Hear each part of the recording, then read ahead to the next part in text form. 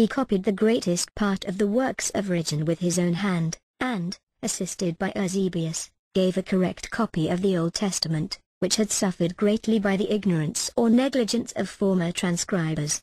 In the year 307, he was apprehended, and suffered torture and martyrdom.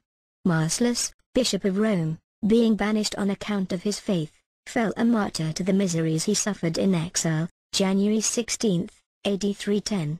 Peter, the 16th Bishop of Alexandria, was martyred November 25, AD 311, by order of Maximus Caesar, who reigned in the East.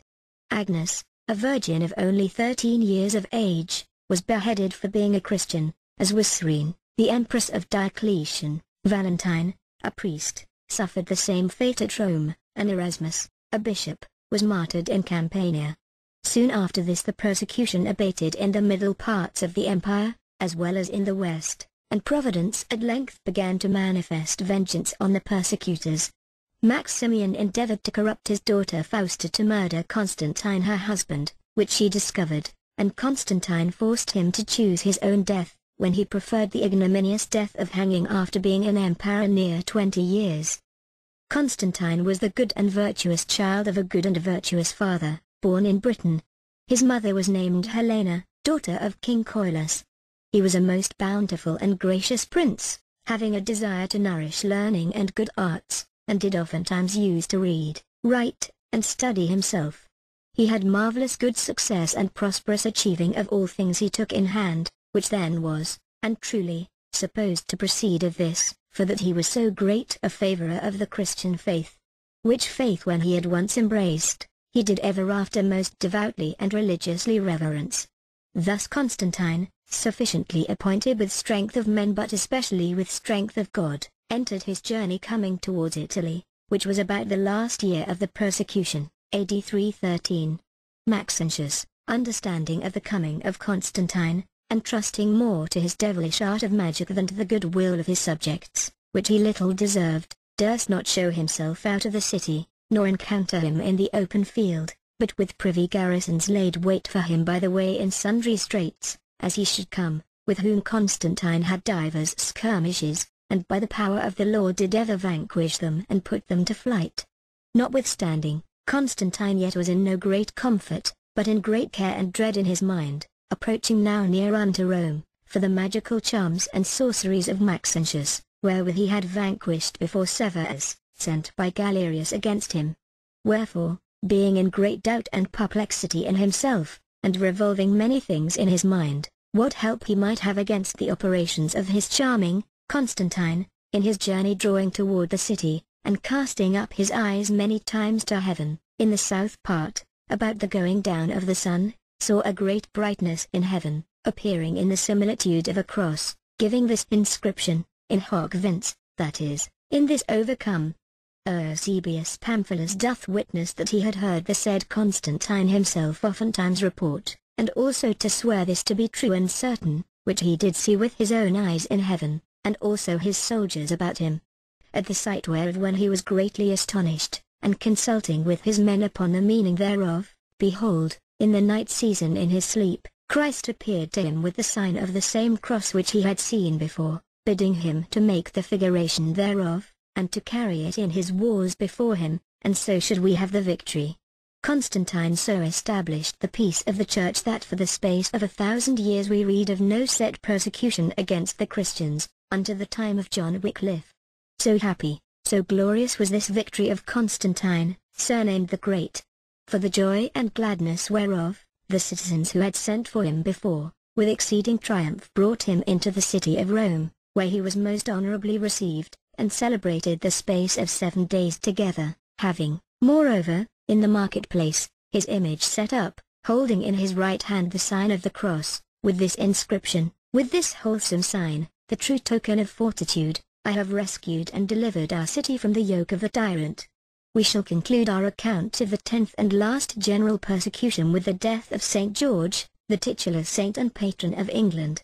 St. George was born in Cappadocia, of Christian parents, and giving proofs of his courage, was promoted in the army of the Emperor Diocletian. During the persecution, St. George threw up his command, went boldly to the Senate House, and avowed his being a Christian, taking occasion at the same time to remonstrate against paganism, and point out the absurdity of worshipping idols. This freedom so greatly provoked the Senate that St. George was ordered to be tortured, and by the emperor's orders was dragged through the streets, and beheaded the next day. The legend of the dragon, which is associated with this martyr, is usually illustrated by representing St. George seated upon a charging horse and transfixing the monster with his spear. This fiery dragon symbolizes the devil, who was vanquished by St. George's steadfast faith in Christ, which remained unshaken in spite of torture and death. Chapter 3. Persecutions of the Christians in Persia.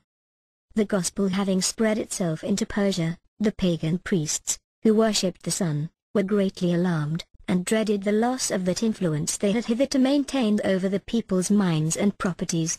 Hence they thought it expedient to complain to the emperor that the Christians were enemies to the state, and held a treasonable correspondence with the Romans, the great enemies of Persia.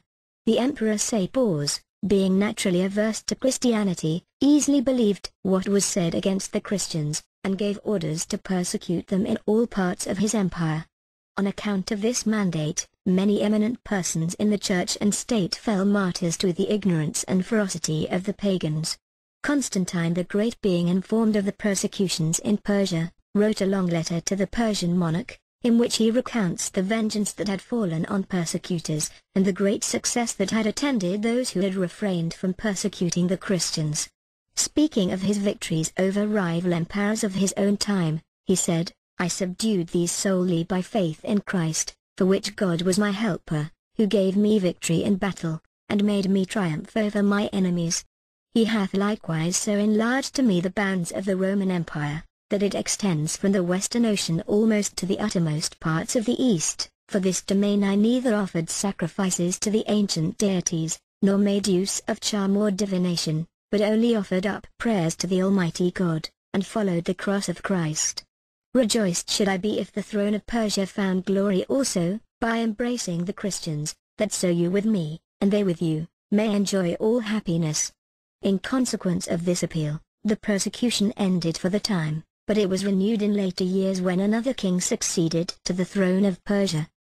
Persecutions under the Arian heretics.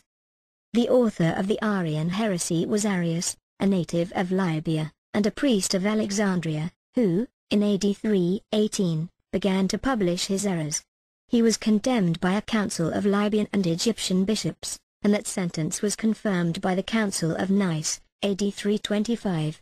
After the death of Constantine the Great, the Arians found means to ingratiate themselves into the favor of the Emperor Constantinus, his son and successor in the East, and hence a persecution was raised against the Orthodox bishops and clergy. The celebrated Athanasius, and other bishops, were banished, and their sees filled with Arians. In Egypt and Libya, 30 bishops were martyred, and many other Christians cruelly tormented, and, AD 386, George, the Arian bishop of Alexandria, under the authority of the emperor, began a persecution in that city and its environs, and carried it on with the most infernal severity. He was assisted in his diabolical malice by Cataphonius, governor of Egypt, Sebastian, general of the Egyptian forces, Faustinus, the treasurer, and Heraclius, a Roman officer. The persecutions now raged in such a manner that the clergy were driven from Alexandria, their churches were shut, and the severities practiced by the Arian heretics were as great as those that had been practiced by the pagan idolaters. If a man, accused of being a Christian, made his escape, then his whole family were massacred, and his effects confiscated. Persecution under Julian the Apostate. This emperor was the son of Julius Constantius, and the nephew of Constantine the Great. He studied the rudiments of grammar under the inspection of Mardonius, a eunuch, and a heathen of Constantinople. His father sent him some time after to Nicomedia, to be instructed in the Christian religion, by the bishop of Eusebius, his kinsman, but his principles were corrupted by the pernicious doctrines of Aespolius the rhetorician, and Maximus the magician. Constantius, dying the year 361, Julian succeeded him, and had no sooner attained the imperial dignity than he renounced Christianity and embraced paganism, which had for some years fallen into great disrepute. Though he restored the idolatrous worship, he made no public edicts against Christianity. He recalled all banished pagans, allowed the free exercise of religion to every sect, but deprived all Christians of offices at court, in the magistracy, or in the army. He was chaste, temperate, vigilant, laborious, and pious, yet he prohibited any Christian from keeping a school or public seminary of learning, and deprived all the Christian clergy of the privileges granted them by Constantine the Great. Bishop Basil made himself first famous by his opposition to Arianism, which brought upon him the vengeance of the Arian Bishop of Constantinople. He equally opposed paganism. The emperor's agents in vain tampered with Basil by means of promises, threats, and racks. He was firm in the faith, and remained in prison to undergo some other sufferings, when the emperor came accidentally to Ancira. Julian determined to examine Basil himself. When that holy man being brought before him, the emperor did everything in his power to dissuade him from persevering in the faith.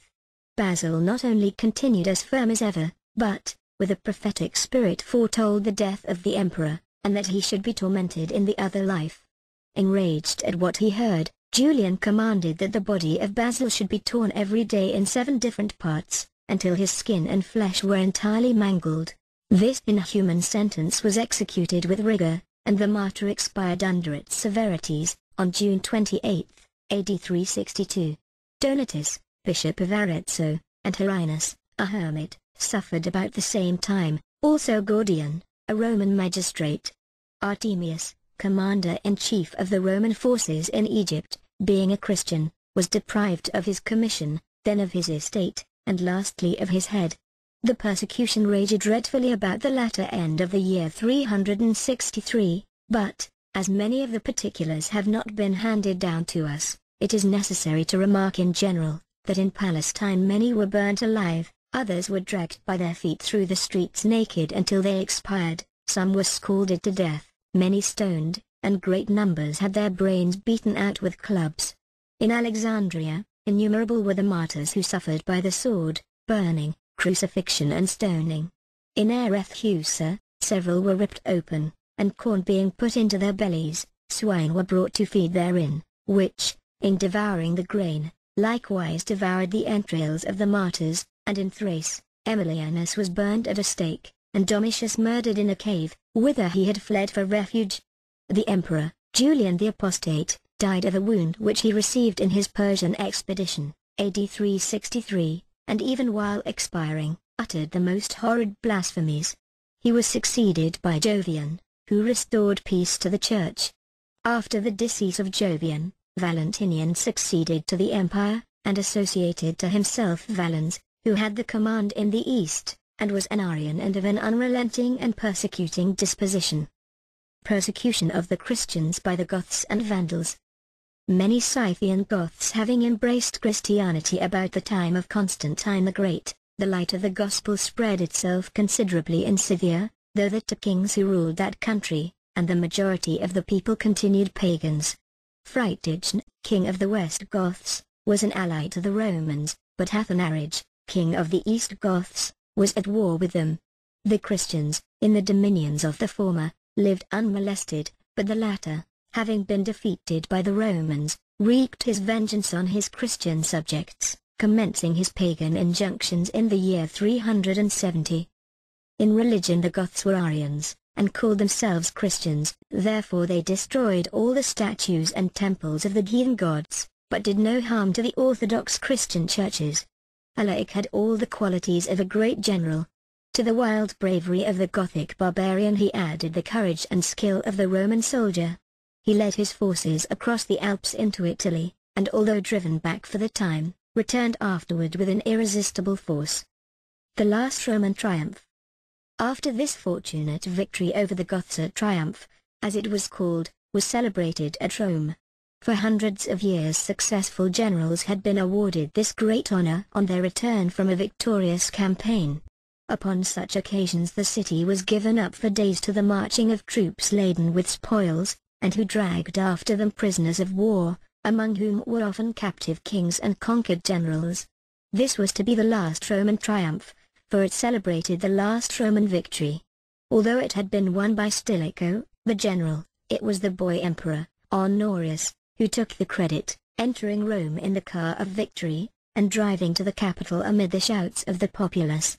Afterward, as was customary on such occasions, there were bloody combats in the Colosseum, where gladiators, armed with swords and spears, fought as furiously as if they were on the field of battle. The first part of the bloody entertainment was finished, the bodies of the dead were dragged off with hooks, and the reddened sand covered with a fresh, clean layer. After this had been done, the gates in the wall of the arena were thrown open, and a number of tall, well-formed men in the prime of youth and strength came forward. Some carried swords, others three-pronged spears and nets. They marched once around the walls, and stopping before the emperor, held up their weapons at arm's length, and with one voice sounded out their greeting, Ave, Caesar, Moritri te salutant. Hail, Caesar, those about to die salute thee. The combats now began again. The gladiators with nets tried to entangle those with swords, and when they succeeded mercilessly stabbed their antagonists to death with the three-pronged spear. When a gladiator had wounded his adversary, and had him lying helpless at his feet, he looked up at the eager faces of the spectators, and cried out, Hoc habet! He has it! And awaited the pleasure of the audience to kill or spare.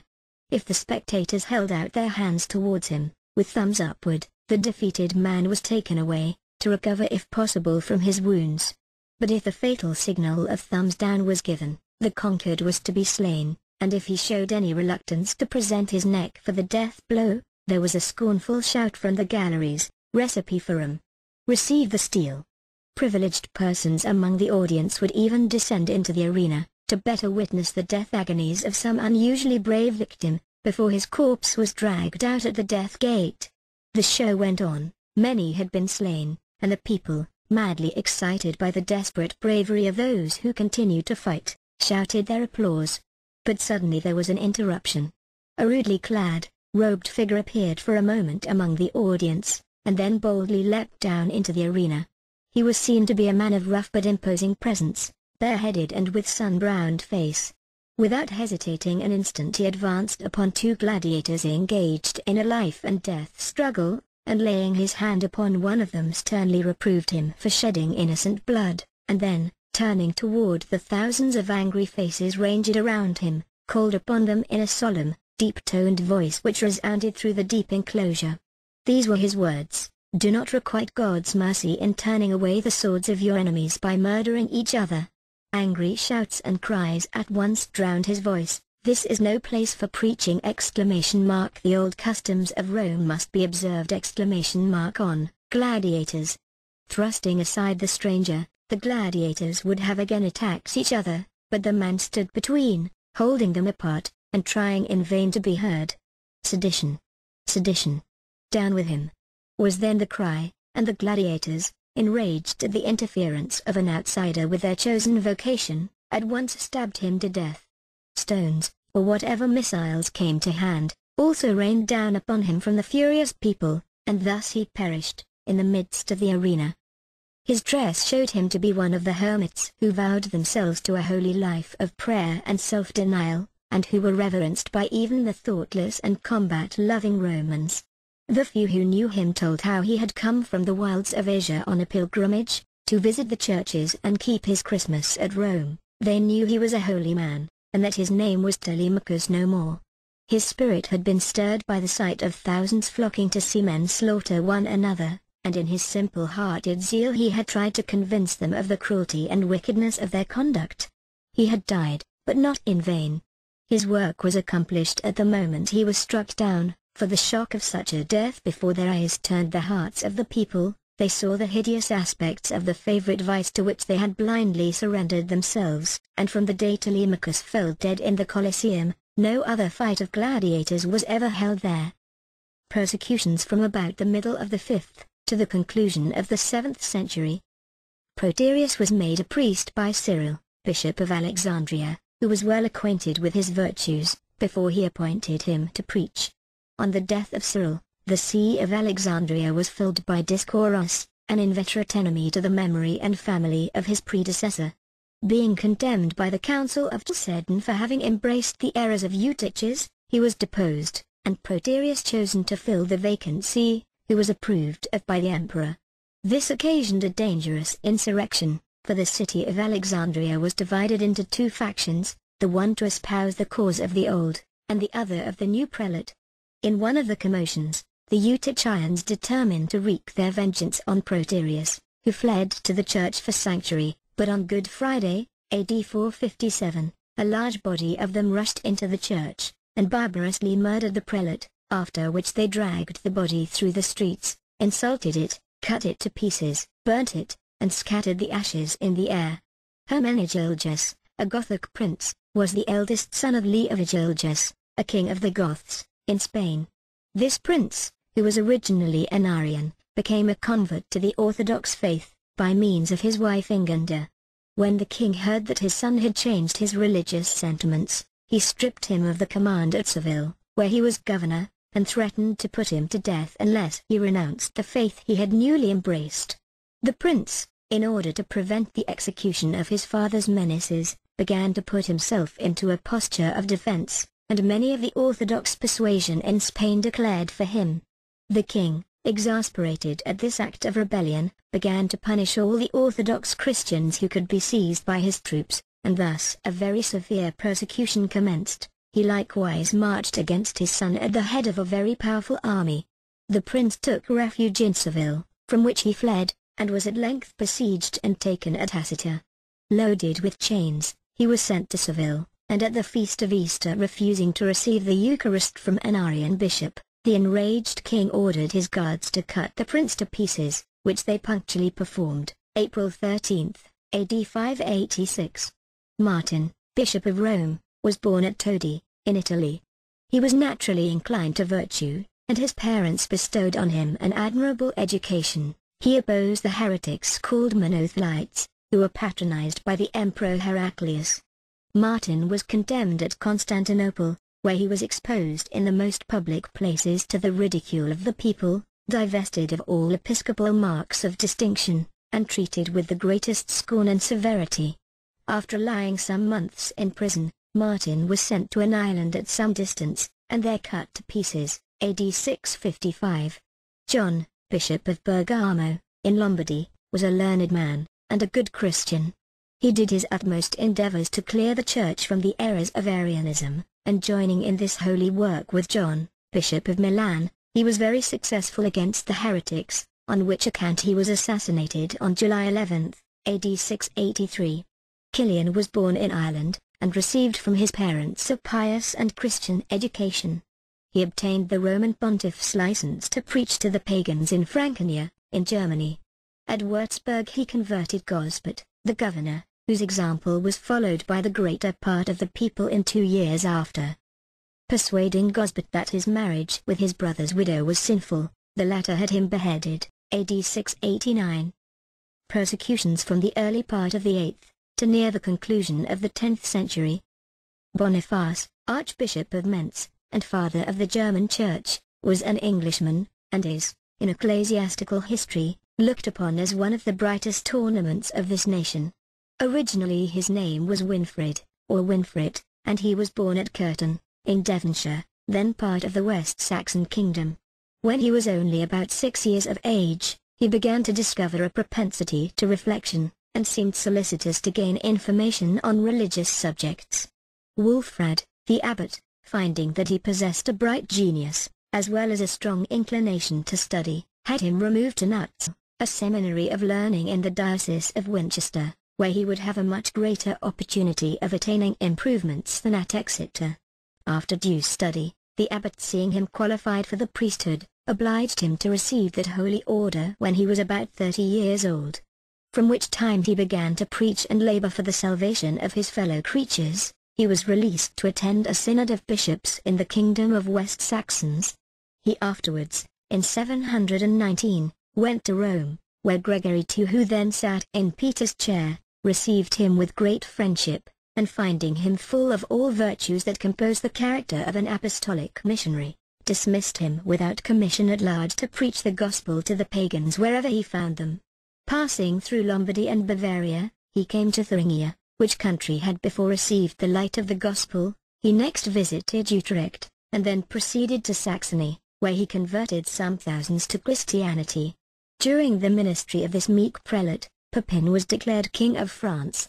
It was that prince's ambition to be crowned by the most holy prelate he could find, and Boniface was pitched on to perform that ceremony, which he did at Soissons, in 752. The next year, his great age and many infirmities lay so heavy on him, that, with the consent of the new king, and the bishops of his diocese, he consecrated Lus, his countryman, and faithful disciple, and placed him in the see of Mentz. When he had thus eased himself of his charge, he recommended the church of Mentz to the care of the new bishop in very strong terms, desired he would finish the church at Fulda, and see him buried in it, for his end was near.